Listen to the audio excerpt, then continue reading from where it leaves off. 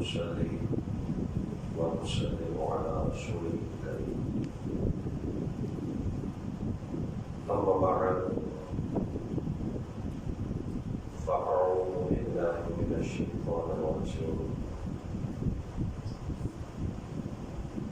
بسم الله الرحمن الرحيم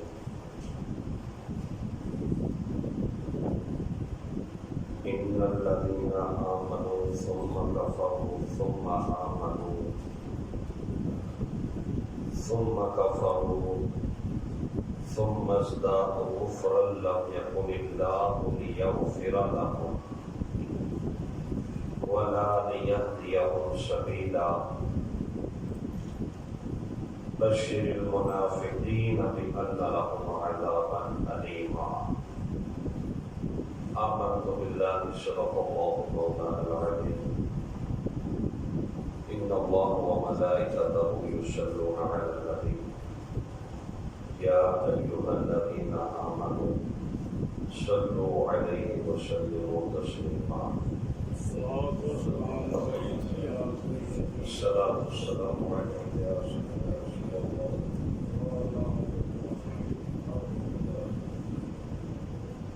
الصلاة والسلام عليك يا سيدي يا خاتم النبيين اللهم صل على سيدنا مولانا محمد النبي الرحمة وعلى أزواجه أمهات المؤمنين وعلى آله وآبائه وأجداده وأولاده أجمعين برحمتك يا أرحم الراحمين. أحباب الزوجات بحمد الله تعالى آج ہم درس قرآن میں 5ویں پارے سورۃ النساء کی آیت نمبر 137 138 کا مطالعہ کر رہے ہیں.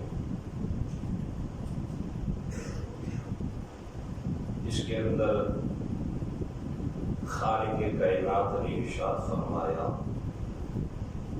ان الذین آمنوا بے شک وہ لوگ جو ایمان لائے ثم کفروا پھر کفر کیا ثم آمنوا پھر ایمان لائے ثم کفروا پھر کفر کیا ثم ازدادوا کفرا پھر کفر میں اور بڑھ گئے لم یکن اللہ لیغفر لهم اللہ ان کی ہرگز بخشش نہ فرمائے گا ولا لیہدیہم سبیلا اور نہ ہی انہیں ہدایت کی راہ عطا فرمائے گا. اس آیت کریمہ کے شان نزول میں 2 قول ملتے ہیں. پہلا قول یہ ہے سید المفسرین حضرت عبداللہ بن عباس رضی اللہ تعالی عنہ آپ فرماتے ہیں کہ یہ آیت کریمہ یہودیوں کے حق میں نازل ہوئی. وہ پہلے حضرت موسیٰ علیہ السلام پر ایمان لائے پھر انہوں نے بچڑے کو اپنا معبود بنا لیا. جب خالق کائنات نے موسیٰ علیہ السلام کے امتیوں کو فرعون سے نجات بخشی تو موسیٰ علیہ السلام اپنی قوم کو ساتھ لے کر مصر آ گئے. اپنے غلاموں کی فرمائش پہ وہ خدا کی بارگاہ میں حاضر ہوئے. رب العالمین کتاب نازل فرمائے. 40 دن اور 40 راتیں حضرت موسیٰ علیہ السلام نے کوہ طور پہ گزاری اور جانے سے پہلے آپ نے اپنے بھائی حضرت ہارون علیہ السلام کو اپنا نائب بنایا، خلیفہ بنایا اور انہیں قوم میں چھوڑ دیا. لیکن اس کے باوجود سامری نے پوری قوم کو گمراہ کیا. چند لوگ حضرت ہارون علیہ السلام کے ساتھ رہے، باقی تمام نے سامری کے بنائے ہوئے بچڑے کو اپنا معبود بنا لیا، اس کو اپنا مسجود مانا، اس کی پوجا کرتے رہے، پرستش کرتے رہے۔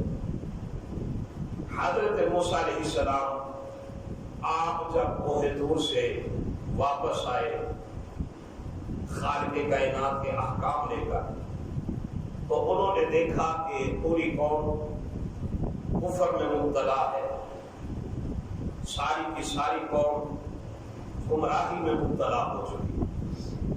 تو آپ نے ان کی سرزنش فرمائی، تنبیہ فرمائی، ناراضگی کا اظہار کیا، اور پھر انہوں نے یہ حکم فرمایا کہ خالق کائنات کی بارگاہ میں توبہ کرو۔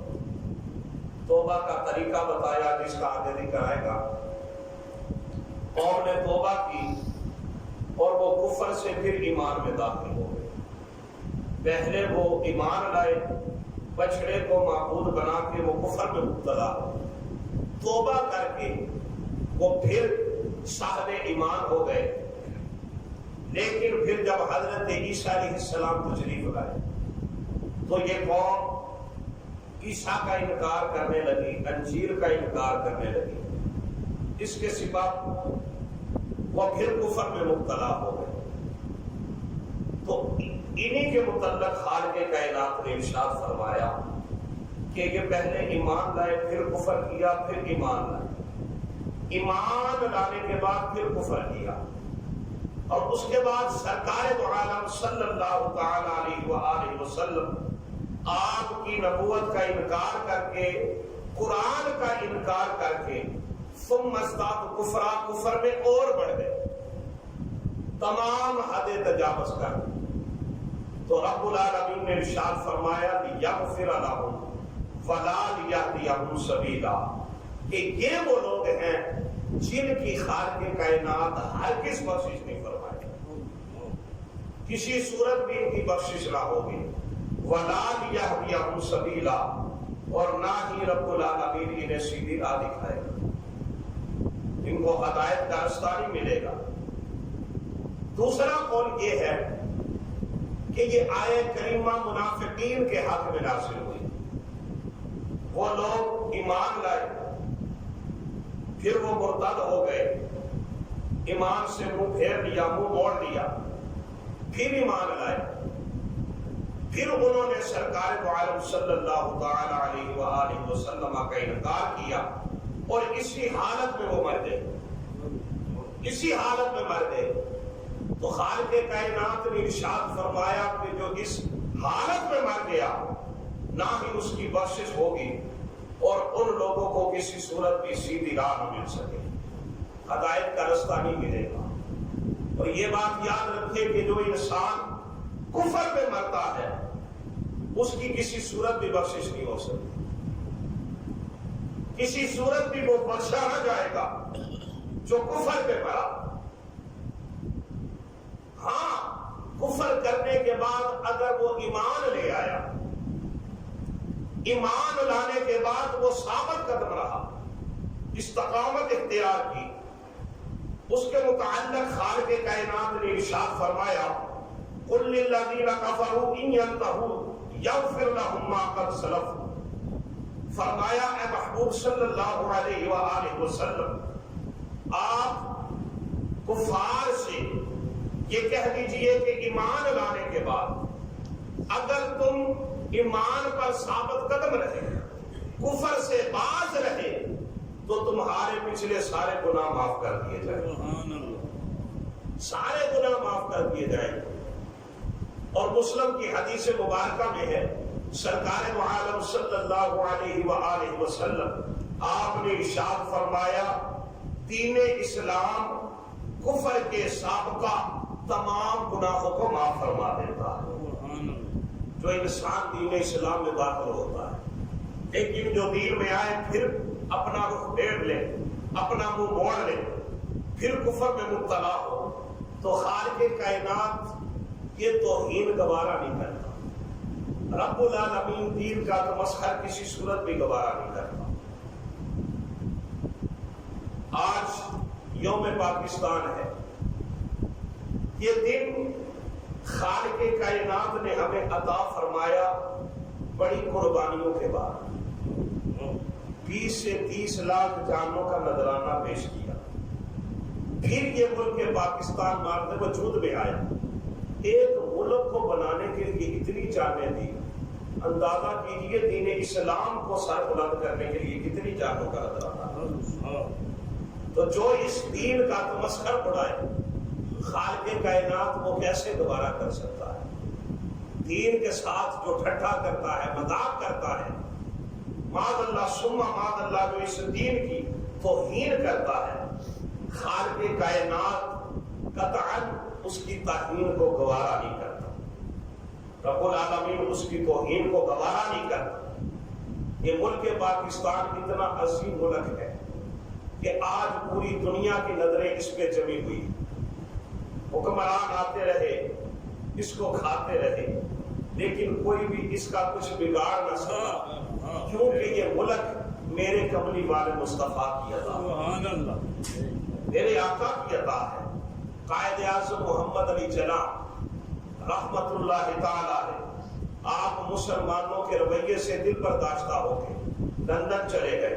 انہوں نے کہا چھوڑو، اس ملک کو بنانے کی ضرورت ہی نہیں ہے، کیونکہ لوگ اس قابل ہی نہیں کہ ان کو اتنا عظیم شان ملک دیا جائے، اتنا عظیم الشان ملک دیا جائے۔ اپنے کمرے کے اندر بستر پر لیٹے ہیں تو اچانک آپ نے دیکھا کہ جہاں پر وہ لیٹے ہیں وہ جگہ حرکت کر رہی ہے، وہ بستر پر لیٹے ہیں، چارپائی پہ جس جگہ پہ بھی لیٹے وہ جگہ حرکت کر رہی ہے۔ وہ اٹھے، دیکھا کہیں زلزلہ نہ آ گیا، دیکھا کچھ بھی نہیں، پھر لیٹ گئے۔ دوسری مرتبہ پھر زمین نے حرکت کی، وہ پھر اٹھ کھڑے ہوئے۔ 3 مرتبہ یہ معاملہ ہوا۔ تیسری بار آپ نے دیکھا کہ آپ کا سارا کمرہ روشن ہو گیا، سارا کمرہ نور علی نور، اور سامنے ایک جگہ تھی، ایک مقام تھا جہاں پر کرسی وغیرہ یا کوئی صوفہ پڑا ہوا تھا۔ اچانک وہاں پہ ایک ہستی نمودار ہوئی، ایک شخصیت نمودار ہوئی۔ تو آپ نے پوچھا ہوا کیوں ہونے والے تم کون ہو؟ تو جواب ملا I am your prophet محمد صلی اللہ علیہ وسلم، میں تمہارا نبی محمد مصطفیٰ۔ تو قائد اعظم ہاتھ جوڑ کے عرض کرنے لگے، یا رسول اللہ صلی اللہ علیہ وسلم، میرے لیے کیا حکم ہے؟ فرمایا جاؤ، جا کے پاکستان کے لیے تم کوشش کرو، اللہ کریم تمہاری کوشش کو نہ کرائے گا، تمہیں کامیاب فرمائے گا، کامران فرمائے گا، اور آپ دوبارہ واپس آئے۔